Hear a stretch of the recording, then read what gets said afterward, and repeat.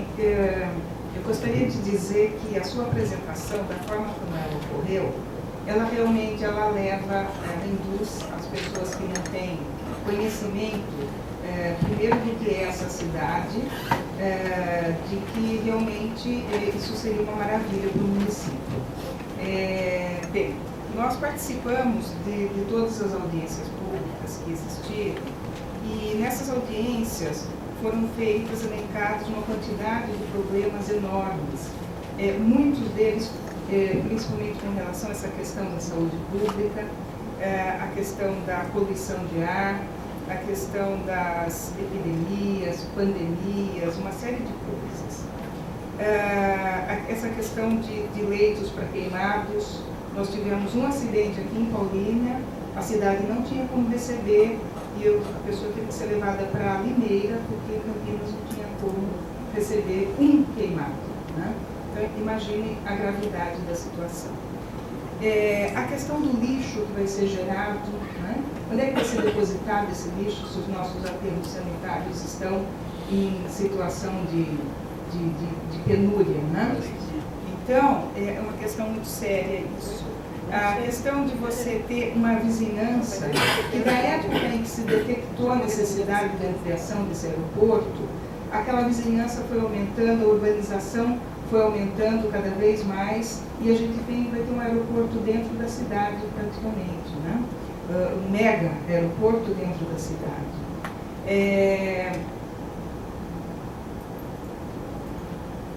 A questão de saúde pública a gente já falou. A questão do sistema viário. Eu não sei se vocês já foram agraciados com as nossas rodovias, né, congestionadas. Eu moro próximo da Dom Pedro, então a gente pega congestionamento mesmo, de ficar parado na estrada. Você tem que ir para o conselho na APA em Souzas e você tem que sair com quase 1 hora de antecedência para chegar num lugar que a gente levava 15 minutos, porque vai pela rodovia, né? Então a gente tem esse problema. Nós não temos um sistema viário que possa atender toda essa população que vai ter que se dirigir para essa cidade. Porque acreditar que o TAV vai resolver alguma coisa, ele vai resolver temporariamente. Nós já temos uma malha viária já totalmente obsoleta, né? E mesmo que ela sofra alguma ampliação, é para atender uma demanda reprimida. Então, a gente não vê nenhuma alternativa para isso. E a gente tem aqui, dentro dessa cidade, grandes avenidas. A rodovia Dom Pedro I é uma avenida, a Anhanguera, Bandeirantes, a Santos Dumont, né? Então, eu acho que é um problema muito sério. Eu queria concluir, sim, dizendo que aquela região, aqui dentro do município, ela é a segunda região ambientalmente mais importante, de solos frágeis, a segunda região hidricamente mais rica do município, depois da APA é aquela região, e ela realmente, ao receber empreendimento desse porte, ela vai acabar se deteriorando e comprometendo a questão hídrica do município, que é muito séria. Bom.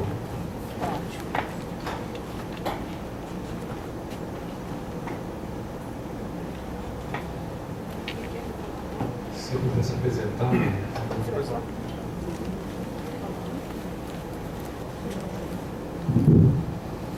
Boa tarde a todos. Meu nome é Mauro Lorenzon, eu sou trabalhador da Infraero, concursado desde 1997 e trabalho em Viracopos. O que eu gostaria de dizer aqui inicialmente é o quê? Muitas coisas que acontecem nos bastidores deste processo de privatização de aeroportos federais não são faladas. Então aqui é muito bonito, né, a gente assistir uma apresentação como essa, assim como já foram feitas outras por público interno de trabalhadores dentro da Infraero, e a gente saber que os impactos sociais e ambientais, não só da população do entorno, quanto mesmo em relação aos trabalhadores, e os impactos ambientais que não são detalhados aqui para a população, ficam aí meio que escondidos, e o debate precisa ser amplo nesse sentido. Eu quero começar aqui também falando sobre a necessidade de desmistificar algo que é colocado para a população brasileira, não só de Campinas, que a Infraero não teria condições de conduzir esse desenvolvimento, esse progresso de Viracopos. Teria sim, e eu digo em primeiro lugar, a Infraero é uma empresa pública federal. Ela tem o dever de lutar pelo interesse público. O dever. Nós entendemos o seguinte: o artigo 170 da Constituição, que é a lei maior, elenca vários princípios e diz: é livre a iniciativa desde que observados os seguintes princípios. Elencam vários princípios. O primeiro, soberania nacional. Nós estamos tirando uma empresa pública federal do controle da administração de um aeroporto para colocar uma empresa, um consórcio de empresas, inclusive com empresas estrangeiras no controle.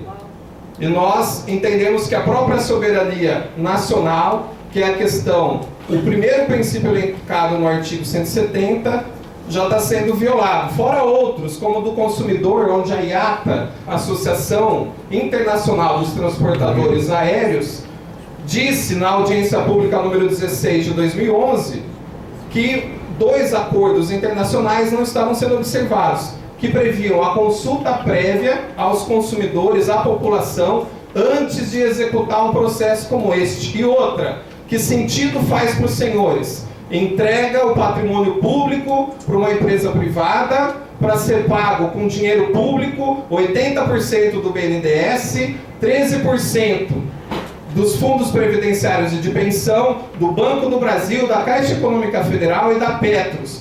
7% será captado no mercado privado. O resto, a juros subsidiadíssimos, de 7% ao ano em média, coisa que nenhuma pessoa física, quando vai comprar o seu primeiro imóvel, tem acesso a um financiamento de pai para filho como esse. Conclui.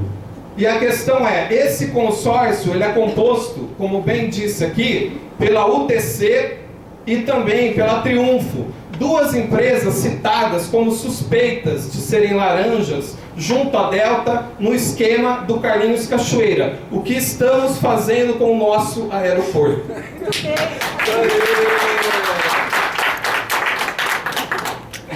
Louco, então o negócio é forte, então louco. O Infraero tem que responder isso. Tem que responder. Acho que é isso que é legal, vai para a Polícia Federal, chama o Ministério Público Federal. Rafael, só uma sugestão, por gentileza, se me permite. Eu gostaria que o CONDEMA solicitasse ao Ministério Público Federal, depois eu vou passar para você o número da representação dos trabalhadores da Infraero em relação ao grupo de trabalho Aeroportos, GT Aeroportos, que existe dentro do Ministério Público Federal, para prestar esclarecimentos de sua atuação, ou melhor, de sua omissão nesse processo. Pede para ser é uma forma da gente convidá-los a também fazer uma apresentação aqui. E a OAB também precisa ser acionada. E a CGU também para demitir um funcionário federal incompetente. Isso aí. Não vamos mais pagar funcionário incompetente. Boa tarde a todos. O meu nome é Paulo Roberto Probati. Eu sou aeroportuário, técnico em logística, membro do Comitê contra a Privatização da Infraero e administrador da Resistência Viracopos no Facebook.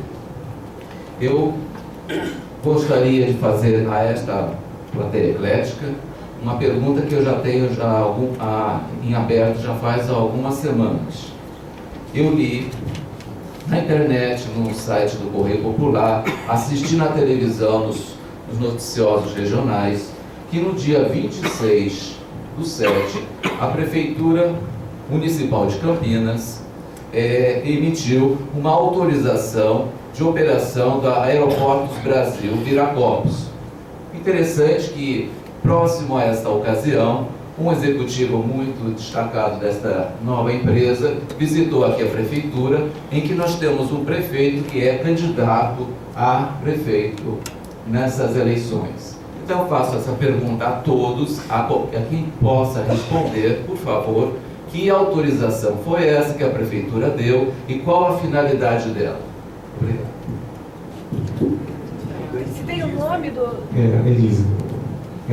Por conta do avançar da hora, eu vou encerrar as inscrições na fala da Elisa, para depois tenha mais algumas coisas inscritas, para depois a gente passar por conta do avançar da hora, para a gente ir para o segundo ponto de fala.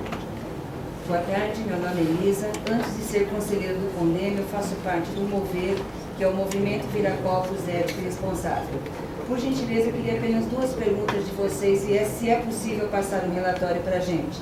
Nós, como moradores da área do Decreto 2008, ainda estaremos locados naquela região após serem feitas as desapropriações do Decreto de 2006.